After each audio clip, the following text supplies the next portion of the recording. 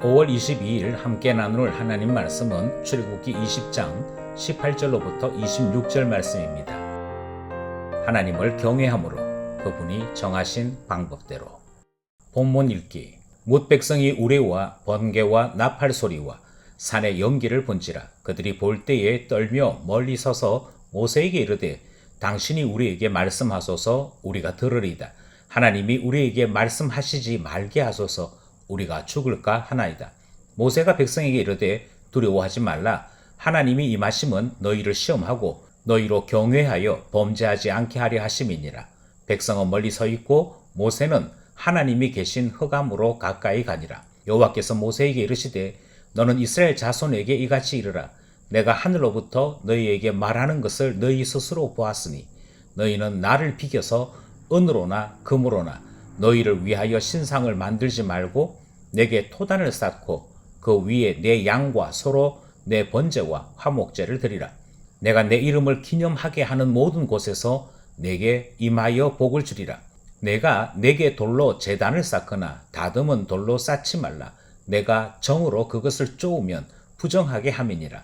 너는 층계로 내 제단에 오르지 말라. 내 하체가 그 위에 드러날까 함이니라. 전체 구조와 본문 이해하기. 먼저 전체 흐름을 살피겠습니다. 하나님께서 이스라엘 앞에 강림하셨고 십계명을 반포하시는 말씀까지 들었지요. 오늘 본문에서부터는 이미 선포된 십계명 말씀에 대해 해석하는 내용이 등장을 합니다. 이것이 24장까지 이어지는 말씀으로 등장을 하고 있고요. 이 말씀대로 살기 위해 구체적으로 적용해야 될 것에 대한 말씀도 오늘 본문에서부터 출발을 합니다. 이것이 제사장의 옷이나 성막에 대한 말씀까지 연결되어지는 것이죠. 오늘 본문은 하나님께서 십계명에 대한 해석뿐 아니라 하나님을 섬기는 예법에 대한 말씀도 함께 전달하고 계십니다. 이제 본문 안으로 들어가서 그 내용을 하나씩 살펴보도록 하겠습니다. 먼저 첫 번째로 살피기 원하는 것은 19절에 기록된 말씀이죠. 우리가 죽을까 하나이다. 이 말씀은 이스라엘 백성들이 고백했던 내용입니다. 하나님께서 시내산 가까이 이스라엘을 부르셨습니다. 하나님께서 시내산 가까이로 이스라엘을 부르신 이유는 이스라엘이 하나님을 보다 가까이 경험함으로 하나님에 대한 신앙 고백이 굳건하기를 원하셨습니다. 또 동시에 하나님께서 세운 종 모세를 믿게 하려는 목적이 있었습니다. 이 배경 속에서 하나님은 시내산으로 이스라엘을 부르신 것이었습니다. 18절에 이스라엘은 하나님의 존엄하심 앞에 그들 스스로가 죄인인 것을 고백하는 이야기가 기록되어져 있습니다. 그들은 하나님 앞에 감히 가까이 나아가지 못하지요. 이유는 죄인인 것을 깨달았기 때문입니다. 또 동시에 모세에게 하나님의 음성을 듣고 전달해 줄 것을 요청하는 내용이 등장합니다. 그러니까 중보자가 되어달라 부탁하는 내용이 등장을 하는 것이죠. 모세를 중보자로 세운 이유도 역시 마찬가지입니다. 그들이 하나님의 음성을 직접 듣거나 하나님 앞에 직접 나갈 수 없는 존재인 것을 확실히 알았기에 모세를 통해 듣고자 했던 것이지요. 우리는 여기에 등장하는 이스라엘 백성들의 솔직한 고백, 만약 우리가 하나님 앞에 나간다면, 우리가 직접 하나님의 음성을 듣는다면 우리가 죽을까 하나이다 라는 이 고백 앞에 우리도 함께 서게 되는 것이죠. 우리도 똑같기 때문입니다. 우리 역시 예수님 없이는 하나님 앞에 설 수 있는 존재가 아닙니다. 예수 없이 하나님 앞에 선다면 우리 역시 똑같은 고백을 해야 되는 것이죠. 우리가 죽을까 하나이다. 죄인임을 확실하게 고백하는 이스라엘 백성들의 솔직한 이야기, 그 말씀을 함께 나누었습니다.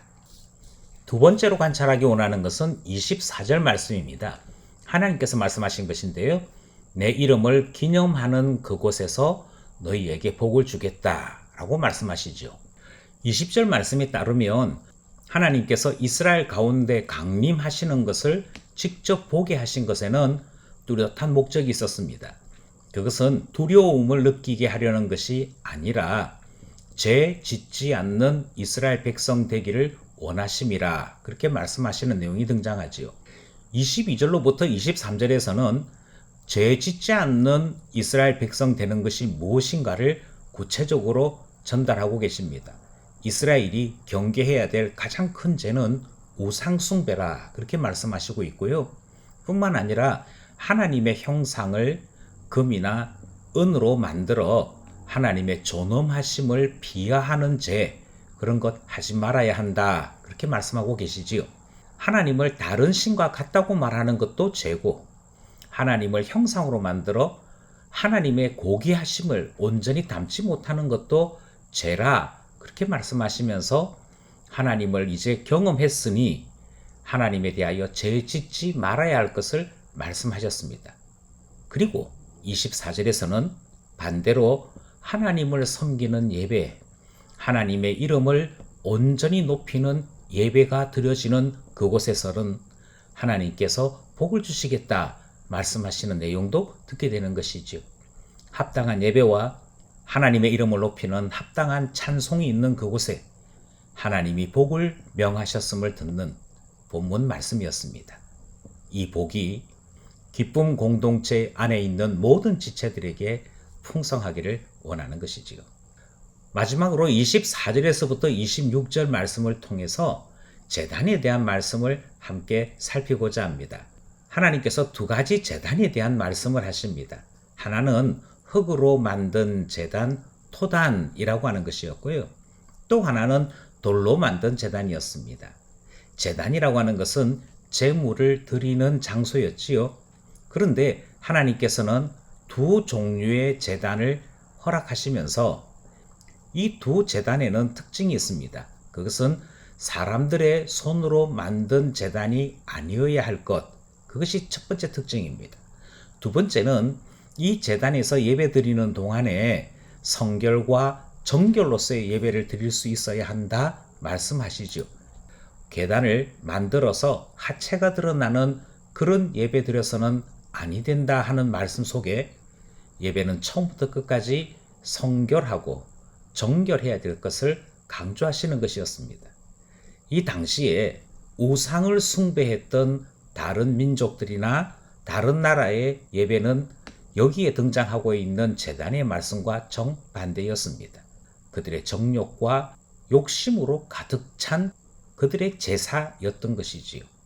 이방인과 다르고 우상 숭배와 다른 하나님 앞에 합당한 예배를 말씀하시는 제단에 대한 말씀까지 함께 살펴보았습니다. 말씀 따라 살아가기. 우리는 먼저 이스라엘 백성들의 솔직한 고백을 살펴보았습니다. 우리가 죽을까 하나이다. 이 말씀을 통해 우리 역시 회개 없이는 하나님 앞에 설 수 없는 죄인인 것을 깨닫게 되었습니다. 그리고 우리가 감히 예배 앞에 설 수 있게 되어진 것은 우리를 죄에서 건져주시는 분 예수님 때문임을 기억하게 되었습니다. 우리가 드리는 예배마다 주의 보혈 의지하여 하나님 앞에 나아가는 것을 항상 기억하며 누릴 수 있기를 원하는 것이지요. 둘째로 우리는 내 이름을 기념하는 곳에서 너희들에게 복 주시겠다 하는 말씀을 함께 살펴보았습니다. 그리고 하나님을 높이는 바로 그곳, 예배가 드려지는 그곳에서 하나님이 우리 가운데 오심으로 복 주시는 것을 확인할 수 있었지요. 참된 예배는 이처럼 풍성한 은혜가 있습니다. 그리고 하나님께서 행하신 일을 기억하며 그 은혜를 찬송하는 것이 참된 예배의 속성인 것도 발견하게 되는 것이지요.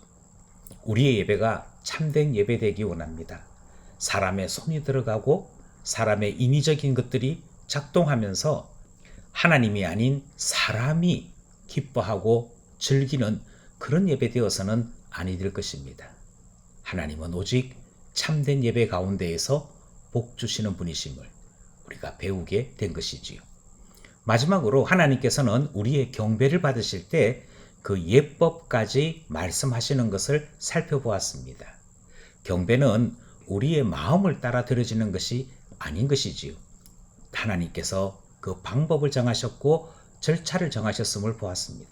그리고 그렇게 예배할 때에만 하나님께서 영광 받으시는 것을 깨닫게 된 것이지요.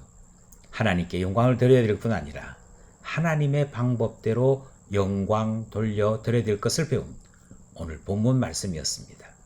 오늘도 주님의 말씀대로 살아가는 기쁨 가족 되기를 간절히 소원합니다.